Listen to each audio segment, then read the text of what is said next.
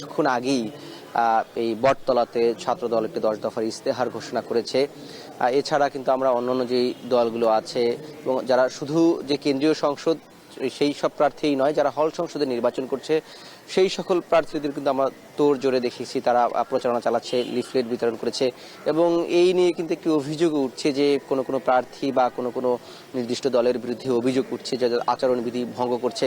এবং আরেকটি বিষয় যেটি কিছুক্ষণ আগে বলছিলাম যে ছাত্রদল তারা 10 দফার একটি ইশতেহার ঘোষণা করেছে, সেখানে তারা এই ঢাকা বিশ্ববিদ্যালয়ের শিক্ষার্থীদের স্বাস্থ্য, শিক্ষা এবং প্রযুক্তিগত নানান সুবিধা তারা দিবে বা সেই ধরনের এবং একটি শিক্ষা বান্ধব ক্যাম্পাস, পরিবেশ বান্ধব ক্যাম্পাস তারা যদি এই ডাকসু নির্বাচনে তারা বিজয় হয় তাহলে তারা উপহার দিবে, এমন একটি প্রতিশ্রুতি বা প্রত্যাশার ইশতেহার তারা এখানে দিয়েছেন।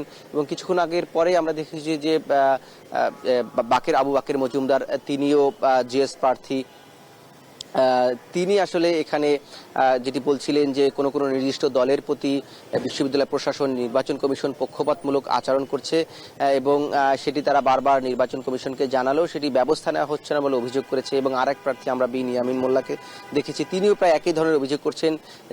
তিনি বলছেন যে এই বড় দলগুলো রয়েছে, সেই বড় দল অর্থাৎ যাদের মাদার সংগঠন অর্থাৎ মূল সংগঠন, যে রাজনৈতিক দলগুলো বড় সংগঠন, তাদের যে ছাত্র সংগঠনগুলো রয়েছে তারা অতিরিক্ত মিডিয়া কভারেজ পাচ্ছে, এই ধরনের অভিযোগ কিন্তু বাকের মজুমদার করেছে। ইয়ামিন মোল্লা যেটি বলছেন যে একটি ইমব্যালেন্স পরিস্থিতি এখানে তৈরি করা হয়েছে এবং এটি নিয়ে বিশ্ববিদ্যালয় প্রশাসনকে তারা অবহিত করলেও সেটি তারা ব্যবস্থা নিচ্ছেন না। সেটি নিয়ে তারা বিশ্ববিদ্যালয় প্রশাসনকে অনুরোধ জানিয়েছেন এবং যারা সাধারণ শিক্ষার্থী, যারা ভোটার রয়েছেন, তারা বলছেন তারা এখনো বিবেচনা করছেন তারা আসলে ভোট কোন প্রার্থীকে দিবেন বা তারা যোগ্য প্রার্থীকে তাদের মতো করে দিবেন, সেটি তারা এখনো বিচার বিশ্লেষণ করছেন।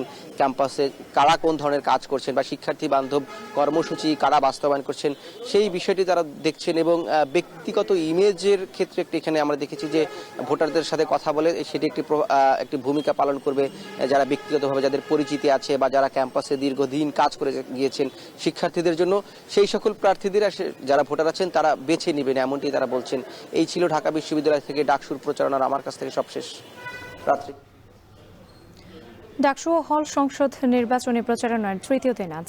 এ নিয়ে বিস্তারিত জানাতে ঢাকা বিশ্ববিদ্যালয় ক্যাম্পাস থেকে যুক্ত ছিলেন মিজাউদ মাহমুদ।